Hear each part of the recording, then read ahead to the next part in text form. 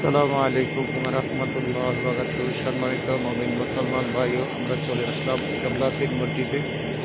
কেবলাতিনের মসজিদ হলো নবীজির আমালে যারা মদিনা আসার আগে সবাই নামাজ পড়ে মসজিদ আকসা তরফ।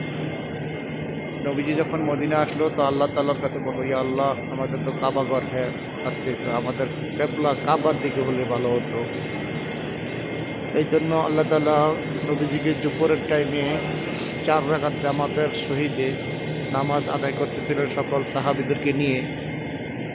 তখন আল্লাহ তাআলা জিবরাইলকে 2 রাকাত নামাজ পড়ার পরে, এই দেখেন এই নিশানাটা এখানে উল্টে দেখা যাচ্ছে, এখান থেকে নবীজি কেবলা চেঞ্জ করে নামাজের রক্ত 4 রাকাত নামাজের 2 রাকাত নামাজ পড়ার পরে জিবরাইলে আয়েশা বলতেছি, ইয়া নবীজি, ইয়া রাসূলুল্লাহ, আল্লাহ তাআলা বলে, এখন আপনি কেবলা চেঞ্জ করে দেন মদিনা কাবার দিকে।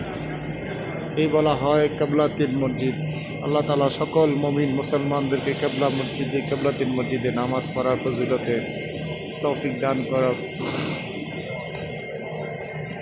এই কেবলাতিন মসজিদে আল্লাহ সাল্লাল্লাহু আলাইহি ওয়াসাল্লাম আমাদের জন্য কেবলা কাবার দিকে নিয়ে গেছেন।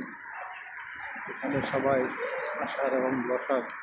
আল্লাহ তাআলা সকল মুমিন মুসলমানদেরকে এসব দিনেতে যারা জিয়ারা করতে আসবেন, ইনশাআল্লাহ আল্লাহ তাআলার বিধান নবীজির সম্পূর্ণ আদেশ আপনারা পালন করবেন এবং সকল প্রবাসী ভাইদেরকে আল্লাহ তাআলা সুস্থভাবে সবাই যেন আসতে পারে সেই তৌফিক দান করে দেন।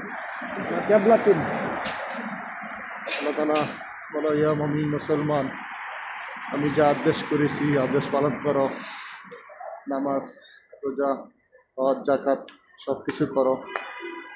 আল্লাহ তাআলা যখন আমাদেরকে নামাজের ব্যবস্থা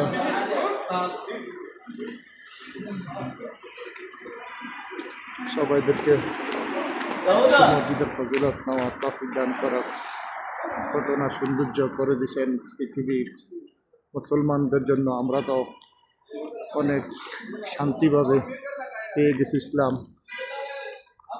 আগে ইসলামের জন্য অনেক কষ্ট সাহাবীরা করছেন, দুনিয়ার জন্য, আখিরাতের জন্য। আল্লাহ তাআলা সকল মুসলমানদেরকে ওই যে ছোট পাহাড়টা দেখতেছেন, এই পাহাড়ে হলো জাবালের দরজাল বলা হয়। ওই পাহাড়ের দরজাল থেকে যাবে মদিনার ভিতরে ঢুকতে পারবেন না। আল্লাহ তাআলা সকল মুমিন মুসলমানদেরকে এইসব নেওয়ার তৌফিক দান করেন।